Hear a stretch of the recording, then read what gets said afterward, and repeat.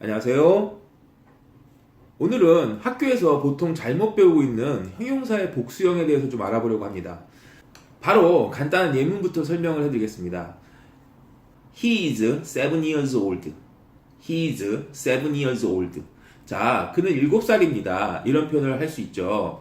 그런데 7살 먹은 소년입니다. 뭐 이런 표현을 하고 싶을 때는요.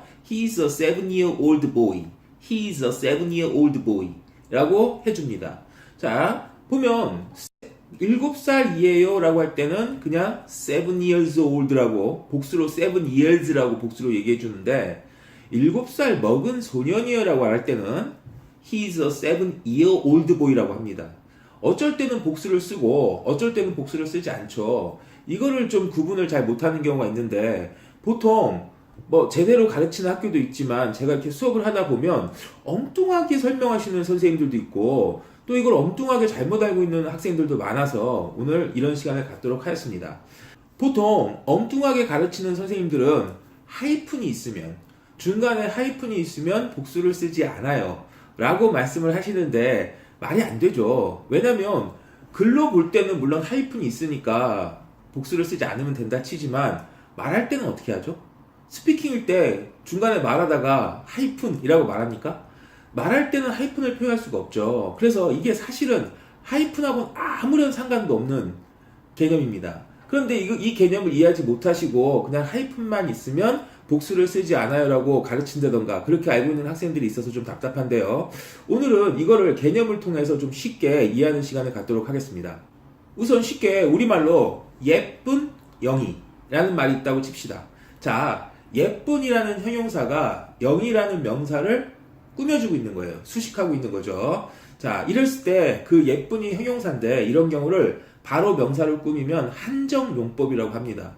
지금 제가 영어를 가르치려는 게 아니에요. 그냥 초등학교 국어 문법을 얘기하는 겁니다. 누구든지 이해할 수가 있어요.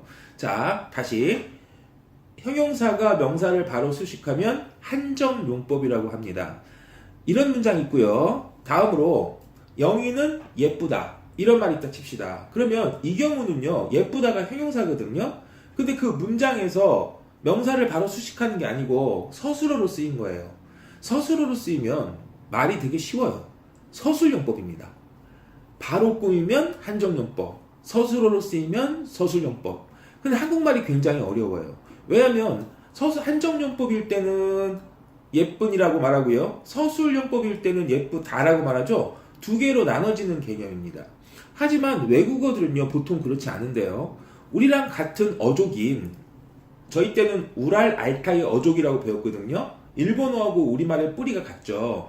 그래서 비슷합니다. 그렇게 비슷한 일본어도 예쁜 여자 그러면 가와이 온나, 저 여자는 이쁘다 그러면 아노 온나와 가와이, 똑같이 가와이라고 말합니다. 한정용법과 서술용법이 같아요. 영어도 볼까요? 영어도 저기 소녀가 이쁘면요 pretty girl 이라고 해줍니다. 그런데 저 소녀가 참 이쁘네? 그러면 the girl is pretty? the girl is pretty? 라고 말합니다. 똑같이 한정으로 쓰이건 서술로 쓰이건 pretty예요. 우리 말이 조금 복잡해요. 한국말은요 두 가지 개념이죠. 한정과 서술이 모양이 달라요. 하지만 기본적으로 영어는 한정과 서술이 형용사가 같습니다. 그러면 이게 기본적인 생각이에요. 항상 시험은 예외가 나오는 겁니다. 그리고 항상 우리가 예외에서 실수를 하는 거예요. 그러면 영어의 기본은 한정과 서술이 같다고 했죠. 그럼 한정과 서술이 다른 게 시험에 나오고 우리가 거기서 실수를 하는데요. 가장 대표적인 게 아까 얘기했었던 그 하이픈이 있는 경우, 하이픈하고 상관이 없는데요. 그게 한정용법입니다. 영어에는요. 이렇게 알고 계시면 돼요. 하나의 개념만 생각하시면 됩니다. 영어에는요.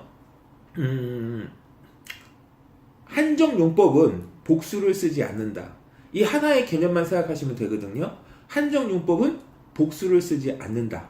그렇기 때문에 아까 같은 경우 그냥 he is 7 years old.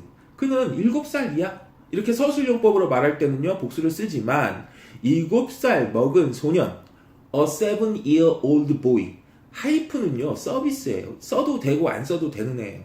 거기서 하이픈이 있다고 해서 단수를 쓰고 없다고 해서 복수를 쓰는 그런 개념이 아닙니다. 자, 다른 예를 한번 더 들어볼까요? The 100 foot high building. 뭐 이런 말 있다 칩시다. The 100 foot high building. 자, 한국 사람들은 영어 단위를 말할 때 뭐 1피트라고 하죠. 1피트, 뭐 10피트, 100피트라고 말하지만 feet는 복수입니다. 발들이란 뜻이죠.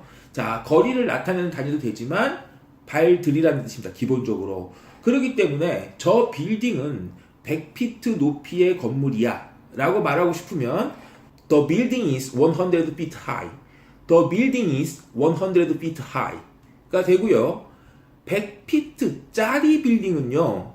이때 feet가 복수이기 때문에 feet를 쓸 수가 없죠. 그럼 feet의 단수인 foot을 써서 That is a 100 foot high building 이라고 말을 해주고 우리말로 100foot 빌딩은 좀 이상하죠? 다시 우리말로는 어쩔 수 없이 100피트짜리 빌딩이야 라고 말을 해줍니다.